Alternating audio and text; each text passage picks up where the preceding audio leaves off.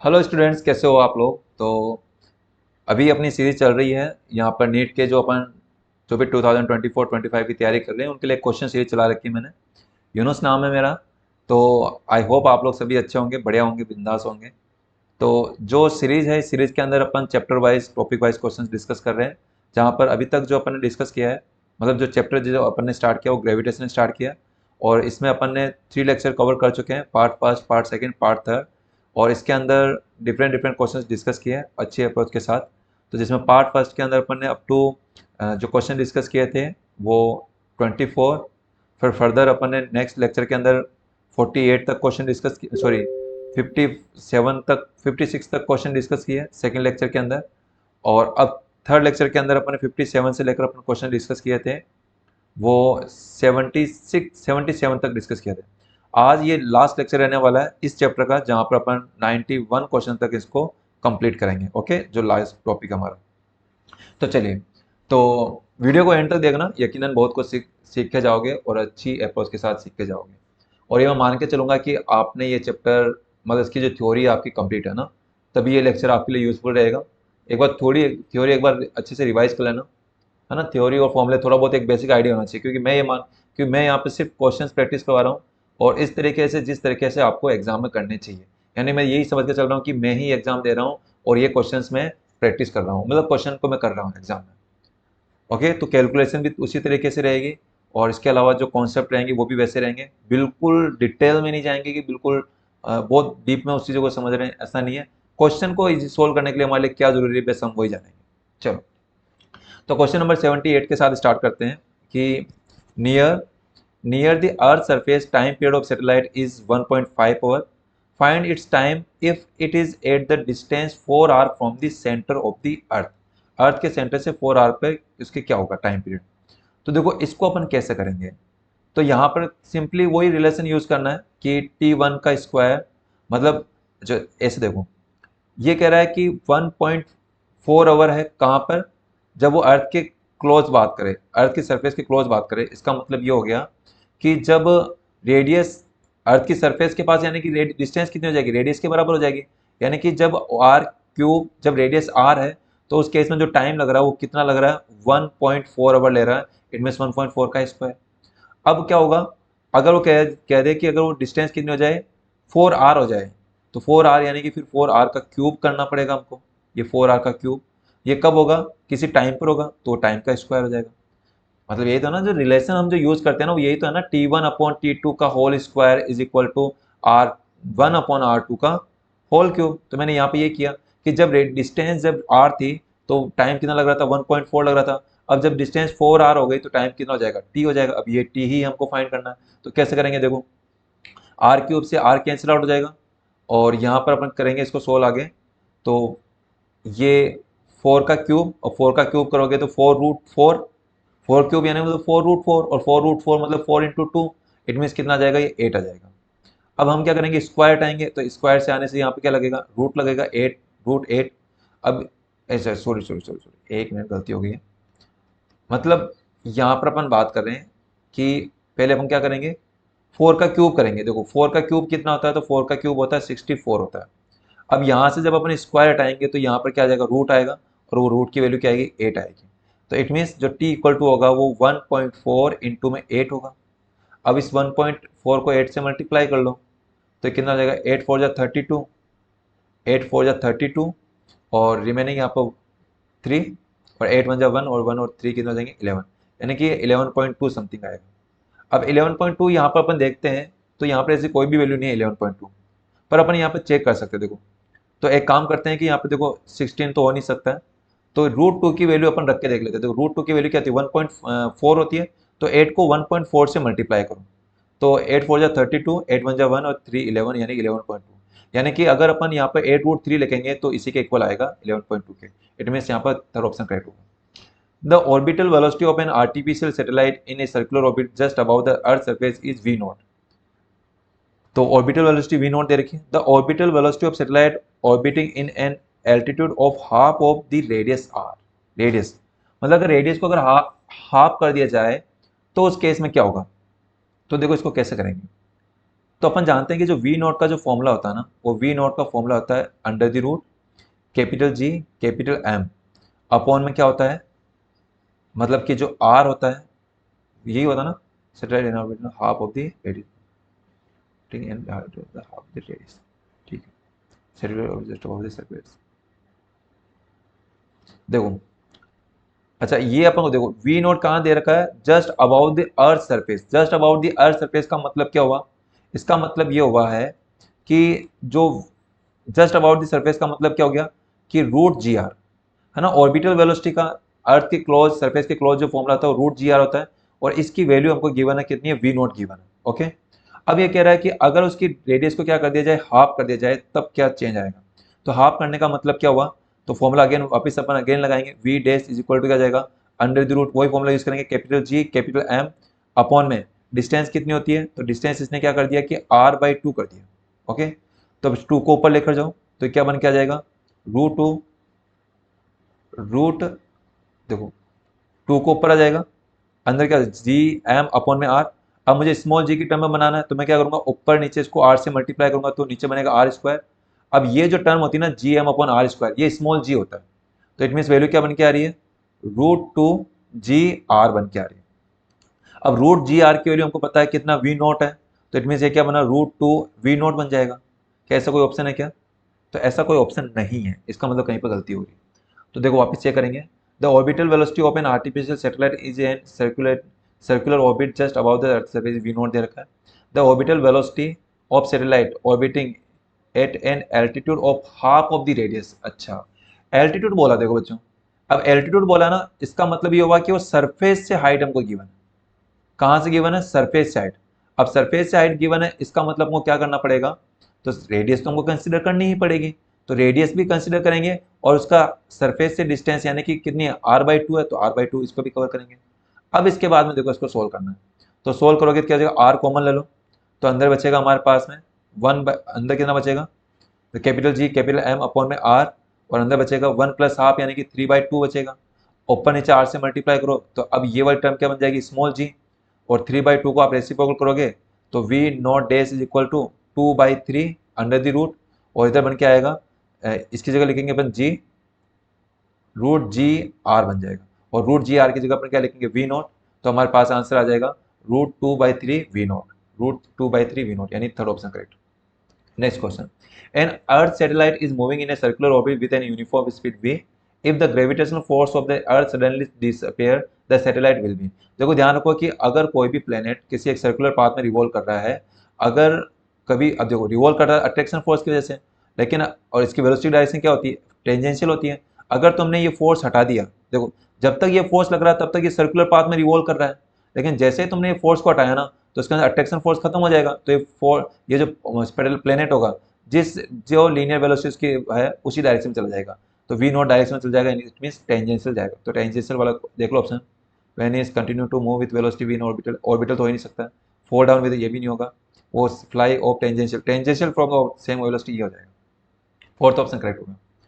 N artificial satellite moving in a circular orbit around the earth has total energy हमको given है E naught, it's potential energy is, तो देखो total energy, देखो ध्यान रखो total energy मुझे क्या दे रखी है, ई नॉट दे रखी है। अब मुझे पूछा पोटेंशियल एनर्जी, तो पोटेंशियल एनर्जी हम जानते हैं कि जो टोटल एनर्जी होती है उसकी टू टाइम्स होती है, तो टू टाइम्स हो जाएगा टोटल एनर्जी का, तो यहाँ पे आंसर आ गया टू ई नॉट हो जाएगा, तो टू ई नॉट ये। अब यहाँ पर ये गलती मत करना बच्चों कि यहाँ पर माइनस साइन देखकर माइनस लगे, पोटेंशियल एनर्जी तो नेगेटिव होती है तो फिर नेगेटिव होना चाहिए, ऐसा नहीं होगा, क्योंकि टोटल जो साइन टोटल एनर्जी के लिए होगा वही साइन पोटेंशियल एनर्जी के लिए होगा। टोटल एनर्जी के लिए साइन अगर यहाँ पर पॉजिटिव दे रहा है इट मीन्स वो नेगेटिव जो साइन है वो इनविल्ड है, तो यहाँ पर भी इनविल्ड होगा, वो आपको अलग से लगाने की जरूरत नहीं है, तो it means fourth option correct होगा। Next question, potential energy and kinetic energy of a particle system under the imaginary force field are shown in figure kinetic potential respectively in the figure this system is bounded। देखो ये system bound कब होगा, देखो कोई भी system bound कब होता है, दो चीजें हो, मतलब एक चीज हो, या तो क्या हो उसकी जो टोटल एनर्जी हो ना वो क्या हो, नेगेटिव। ध्यान रखना कोई भी सैटेलाइट कोई भी पार्टिकल ऑब्जेक्ट वो तभी बाउंडेड होगा जब उसकी टोटल एनर्जी क्या होगी, नेगेटिव होगी। अब टोटल एनर्जी नेगेटिव कब होगी, अब टोटल एनर्जी में कौन है, एक तो काइनेटिक एनर्जी, पोटेंशियल एनर्जी है, दोनों की ग्राफ दे रखी, काइनेटिक एनर्जी हमेशा पॉजिटिव होती है, तो काइनेटिक एनर्जी हमेशा पॉजिटिव पॉजिटिव है, पोटेंशियल एनर्जी हमेशा नेगेटिव। तो इसमें देखो कि इसका जो डिफरेंस है ना, वो जहाँ पर काइनेटिक एनर्जी ज़्यादा होगी, जहाँ पर पोटेंशियल एनर्जी ज़्यादा होगी ना, यानी नेगेटिव में जो एनर्जी ज़्यादा होगी ना, वहीं पे टोटल एनर्जी नेगेटिव आएगी। और पोटेंशियल एनर्जी नेगेटिव है, काइनेटिक एनर्जी पॉजिटिव है। जब नेगेटिव वाली वैल्यू ज़्यादा होगी तभी तो टोटल एनर्जी नेगेटिव आएगी। तो इसमें कैसा होगा, तो इसमें देखो ध्यान रखो कि जो ए के लिए जो वैल्यू है, बी के लिए जो वैल्यू है और सी के लिए जो, देखो ये ग्राफ थोड़ा गलत बना रखा है। बाकी अगर इसका जो ग्राफ, जो एक्चुअल जो ग्राफ आएगा इसमें, तो देखो ऐसा लग रहा है लगभग सेम है, लेकिन एग्जाम में अगर ऐसा कोई क्वेश्चन आता है तो आपको क्लियर वहाँ पे विजिबल होगा कि भी इसमें कौन सी वैल्यू ज़्यादा है। ठीक है, तो देखो, तो या ध्यान रखो यहाँ पर है ना, तो यहाँ पर हमारे पास में जो करेक्ट ऑप्शन आएगा ना, करेक्ट ऑप्शन आ जाएगा थर्ड ऑप्शन। ठीक है, चलिए, तो थर्ड ऑप्शन आएगा ना, ए बी सी यहाँ पर करेक्ट है ना, ए बी सी पर सेम रहती है और डी पे यहाँ पर जीरो आने की वजह से बाउंडेड नहीं होता है। तो ग्राफ में थोड़ी दिक्कत है। नेक्स्ट देखें, देखो, a satellite of earth, a satellite of earth of mass m is taken from the orbital radius 2r to 3r, then maximum work done is, maximum work कितना करना पड़ेगा। तो देखो, किसी भी सैटेलाइट को किसी एक रेडियस से दूसरे रेडियस में ले जाने के लिए, तो ये अगर किसी भी रेडियस में से एक रेडियस से दूसरे रेडियस में ले जाने के लिए जो हमको वर्क डन करना पड़ता है, मान लिया कि ये रेडियस है r1 है, ये r, अच्छा क्वेश्चन दे रखा है कितनी है 2r है, और दूसरी वाली जगह कितनी है 3r है। तो इस केस में कितना वर्क करना पड़ेगा, तो देखो वर्क का फॉर्मूला होता है W इज इक्वल टू, याद रखो, ये होता है कैपिटल G कैपिटल M, और ब्रैकेट के अंदर जो फॉर्म वैल्यू आती है वो 1/r1 माइनस 1/r2। तो इसको सोल्व कर लेना है, तो GM, अच्छा अपॉन में 2 और आता है, ध्यान रखना बाहर है ना, बाहर 2 और कॉमन लेते हैं अपन, तो 2 बाहर आएगा, तो इसको वैल्यू 1/r की जगह लिखोगे 2r माइनस, और 1/r2 की जगह लिखोगे 3r।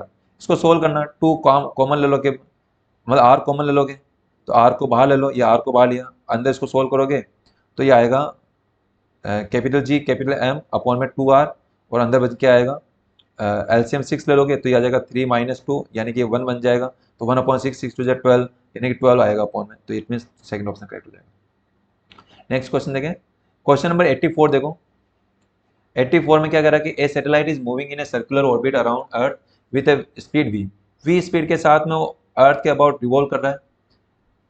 If its mass is m then total energy क्या होगी। तो देखो ध्यान रखो कि टोटल एनर्जी क्या होती है, उसकी काइनेटिक एनर्जी के बराबर होती है, पर इसमें डिफरेंस है, जो काइनेटिक एनर्जी होती है और जो टोटल एनर्जी होती है उसके बीच में रिलेशन होता है नेगेटिव का। जो काइनेटिक एनर्जी होगी उसका नेगेटिव टोटल एनर्जी होगी। तो काइनेटिक एनर्जी कितनी होगी, अगर मास अगर m है, वेलोसिटी v है, तो हाफ एम वी स्क्वायर होगा, इसका नेगेटिव कर दो, वही टोटल एनर्जी होगी। तो it means fourth option correct हो जाएगा। Okay, next question, question number 18 देखो, 85, two satellites of same mass m are revolving around the earth in same orbit of radius r, rotational direction of two are opposite, therefore they can collide, the total mechanical energy of the system both satellite and earth is ये। देखो m बहुत कम है, ये कहा जा रहा है कि भाई एक सैटेलाइट है, दोनों का मास सेम है, और वो दोनों क्या कर रहे हैं, अर्थ के अबाउट रिवॉल्व कर रहे हैं और अपोजिट डायरेक्शन में रिवॉल्व कर रहे हैं। ओके, ये स्मॉल एम है, ये स्मॉल एम है, ये कैपिटल एम है, और जो स्मॉल एम वो कैपिटल एम के मुकाबले बहुत कम है। तो कह रहा है कि बताओ इन दोनों की पूरे सिस्टम की पोटेंशियल एनर्जी कितनी होगी। देखो, तो कैसे करोगे, तो पहली चीज़ तो ये है कि भाई क्या होगा, इन दोनों सिस्टम के लिए एक पोटेंशियल एनर्जी बनेगी, इस सिस्टम के लिए एक पोटेंशियल एनर्जी बनेगी, तो क्या कर लो, इन दोनों को क्या कर लो, ऐड कर लो। अब यहाँ पर देखो डायरेक्शन से यहाँ पर फर्क नहीं पड़ेगा, क्योंकि पोटेंशियल एनर्जी एक स्केलर क्वांटिटी है, तो इससे कोई फर्क नहीं पड़ता कि वो अपोजिट जा रहे हैं किधर जा रहे हैं, हमको दोनों का इसका एल्जेब्रिक सम करना, विद साइन सम करना है। तो सिस्टम, एक सिस्टम के लिए कितना बन जाएगा, minus capital G capital M small m upon में क्या जाएगी, डिस्टेंस कितनी दे रखी है, तो डिस्टेंस दे रखी है हमको r, तो इसका डबल कर दो। अच्छा यहाँ पर एक चीज़ ये भी ध्यान दो, क्या पूछा, टोटल एनर्जी पूछा ना, तो टोटल एनर्जी क्या होगी, एक सिस्टम के लिए टोटल एनर्जी होगी 2r होती है, याद रखना 2r होती है टोटल एनर्जी। तो अगर एक सिस्टम के लिए है तो दूसरे के लिए भी इतनी होगी, सेम ही होगी, तो इसका डबल कर दो, 2 टाइम्स कर दो, 2 से 2 कैंसिल आउट हो जाएगा, तो minus G M M upon में आर आंसर हो जाएगा। तो minus G M M upon R, first option correct होगा।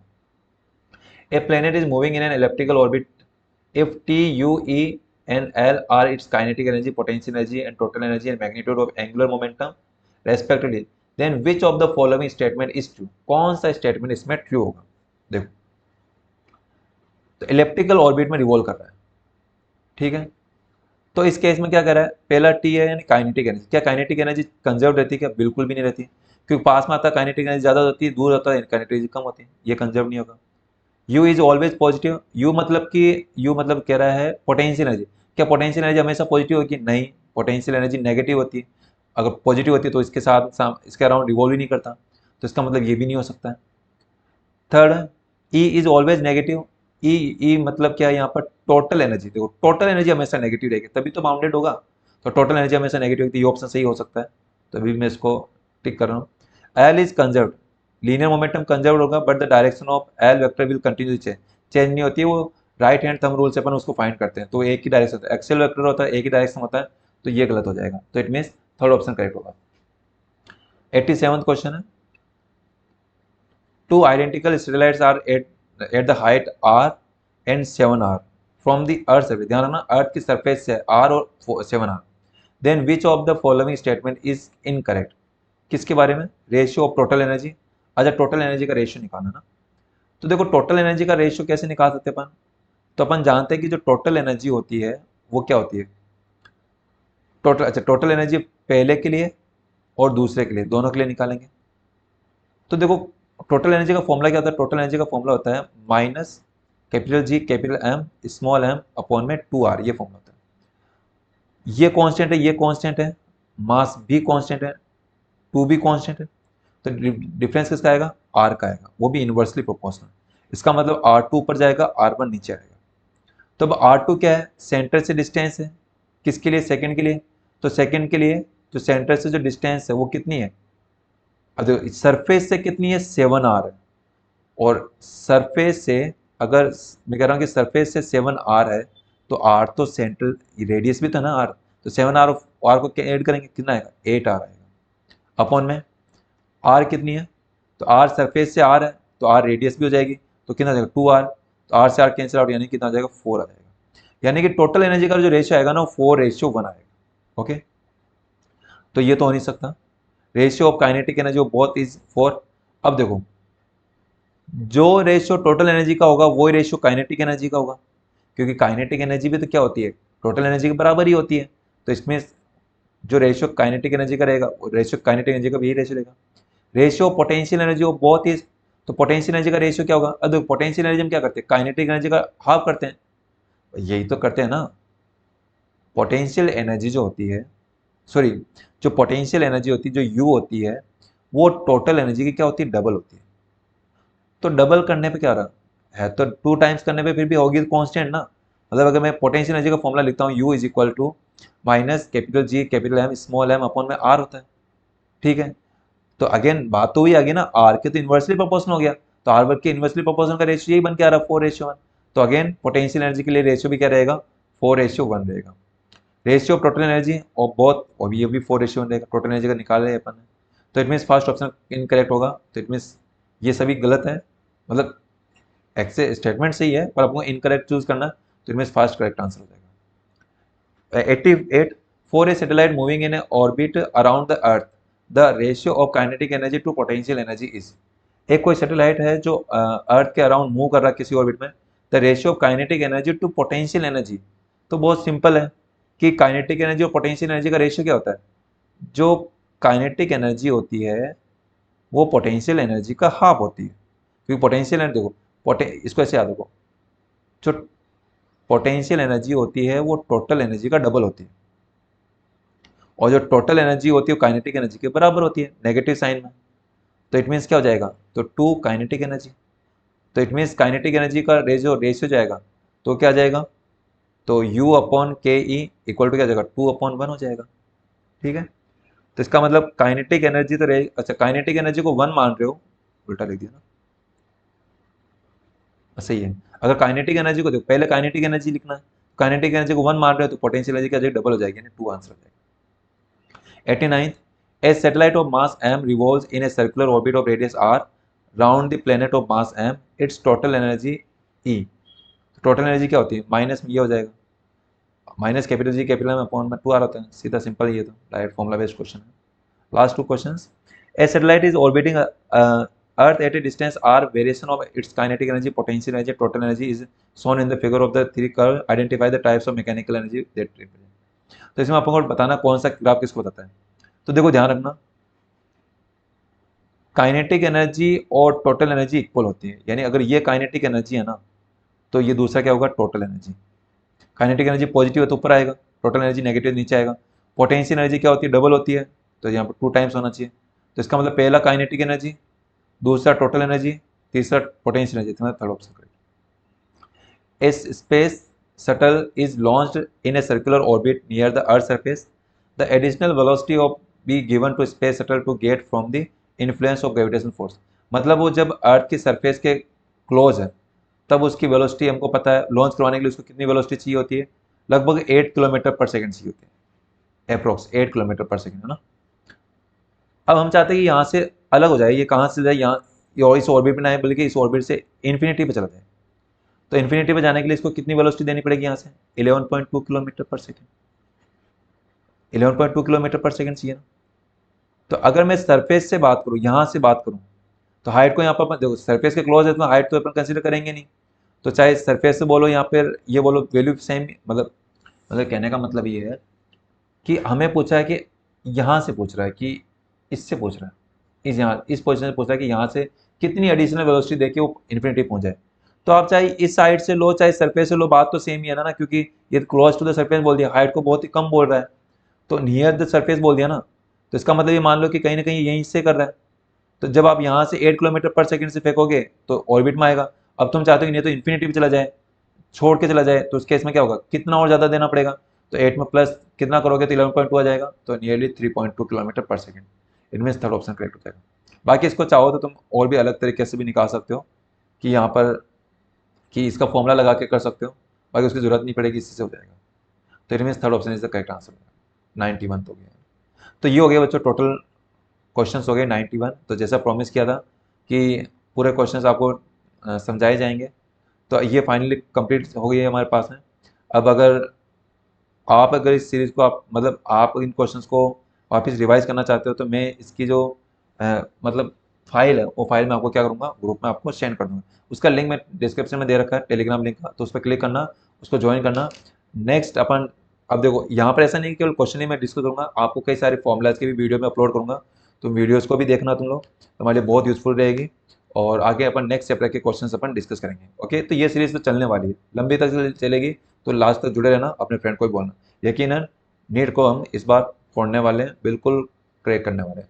ठीक है, टारगेट रहेगा, कोशिश करेंगे फिजिक्स में से मिनिमम 170 प्लस अपन स्कोर कर सकें। चलिए, और मैं प्रिपरेशन भी वैसे ही करवाऊंगा। तो आज के लिए इतना ही करते हैं, बाकी मिलते हैं नेक्स्ट वीडियो के अंदर।